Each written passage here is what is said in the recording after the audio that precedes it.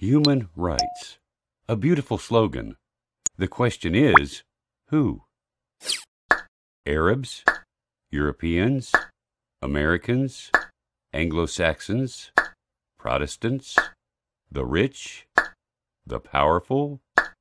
Or simply those whom it is in our interest that they should have their rights? I was always interested in the concept of human rights. I saw a man shooting civilians, aiming to kill them. He then returned to his country, where he received a hero's welcome. Yet his country took a high moral stand on human rights. Some countries protect their citizens and also their animals.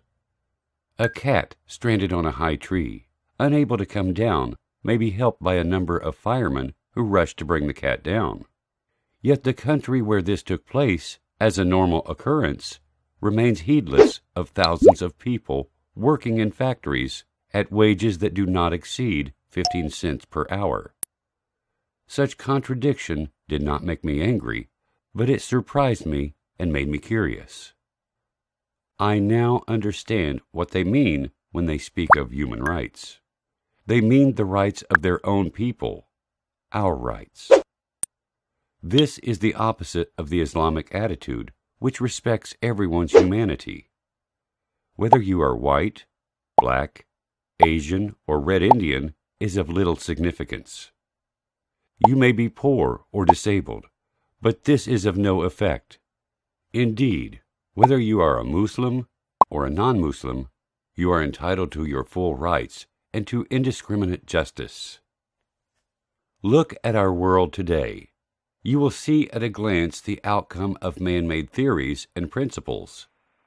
You see communities torn apart, and entire villages and towns destroyed, with no one raising objection. Yet the world of moral principles and human rights sheds tears for far less important events. It is a world where principles are stretched and shrink according to the race and color of the victim.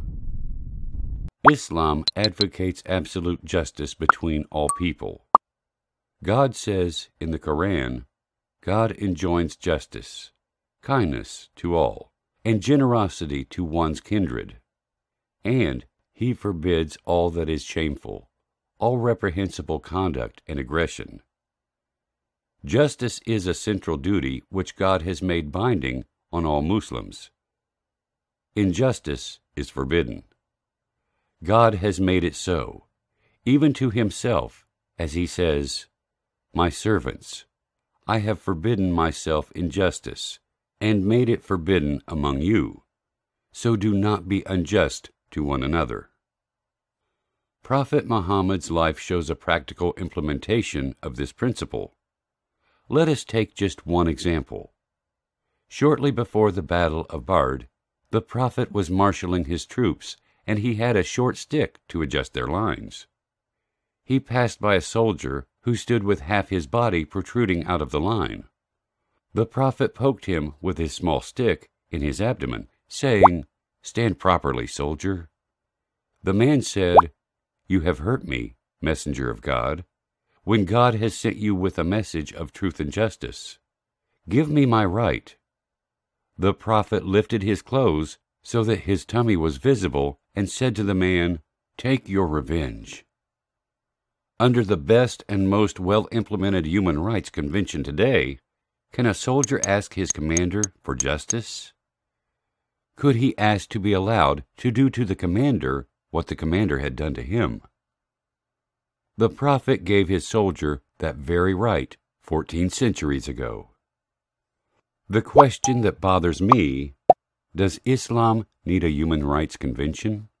Or rather, do human rights conventions need Islamic law?